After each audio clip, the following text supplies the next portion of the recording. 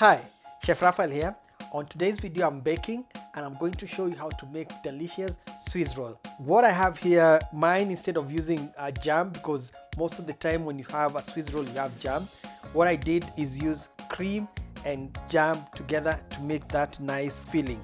So on the video I'll show you the technique of making the sponge cake, because the sponge cake is the most technical part, and how to make the cream filling and how to get it right on the first try. Hope you learned something new. Let's get baking.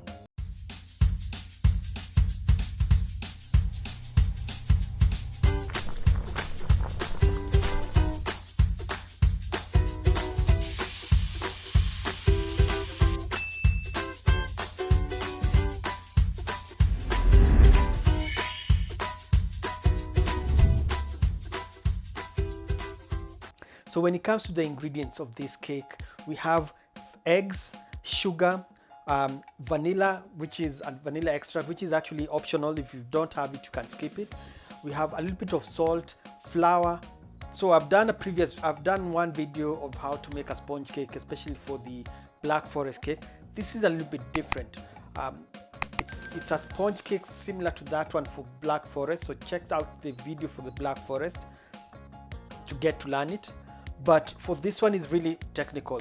The first thing you want to do is to have your wet ingredients. That's the eggs. So you crack the eggs in, make sure they're at room temperature, because they'll actually mix easily and become double in volume or become more as you mix it once they're on room temperature. So have the eggs in a bowl, add the sugar, add the vanilla. So like I said, the vanilla, you can also add lemon flavor or almond flavor, or if you don't have the vanilla you can still skip it. So mix that mixture using an electric mixer. It's actually faster. If you don't have that, use a whisk, and then you whip or mix that egg mixture until it turns from yellow to pale yellow, almost like cream color. And by the time you finish doing that, which will take about 4 to 5 minutes, it will have become more like in the bowl, like not actually doubled in volume. It will be much more, and it will be nice and creamy. So how you know it's ready? When you pick up the mixture, it will actually fall down like a ribbon continuously. That's when you know it's actually ready. It is nice and thick. So all that, after that, you actually put that mixture aside. And something I almost forgot, you actually need to turn on the oven in advance. For this cake recipe, you actually cook it at 200 degrees Celsius, which is slightly higher than most cakes. And it actually takes about 10 minutes to bake. So make sure that it's actually turned on first, because after that mixture, the egg mixture is nice and thick like that. You actually add the flour and the baking powder mixture, and then you sift it into that egg mixture and do it in 3 batches. So the first pour, like a small amount, a third of that flour, fold the mixture, fold the flour into the egg mixture, and the folding action is when you're going down and up. So you keep doing that until that flour is mixed with the egg mixture, and then do it the second time and the third time. If you add the whole flour into that cake mixture, chances are it may collapse, because it will be too much mixing it will be too much flour to mix into that egg mixture. You want to do it in batches so that it does not collapse. That's the most important technique when you are mixing. So the next thing what you do is to put the mixture into a baking tray. Now the baking tray also, you do it in advance. You apply butter or margarine on the tin itself, on the tray itself, on the bottom, and then take a parchment paper or a greaseproof paper. Make sure it sticks to the tray. That's the most important thing. So you don't want it to be moving when you put the mixture.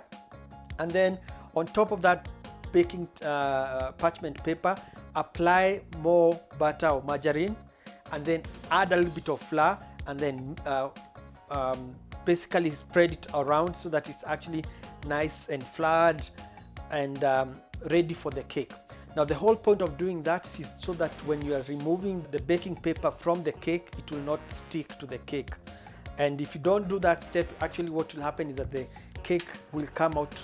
It's a very delicate cake, so you want to do that. That's the other part that you need to remember.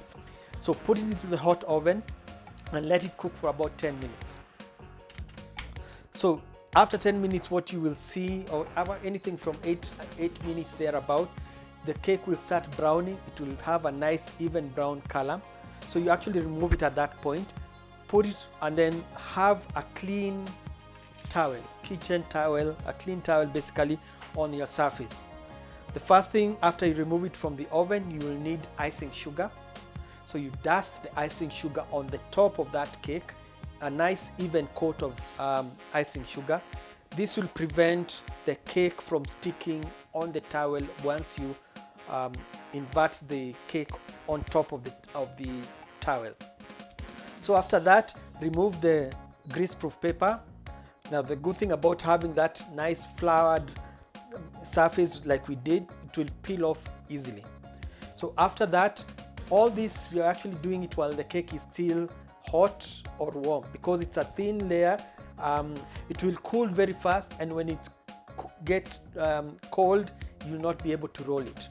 You will dust some icing sugar on the other side, and then take your towel and then roll the sponge into a log, and make sure it's a little bit tight.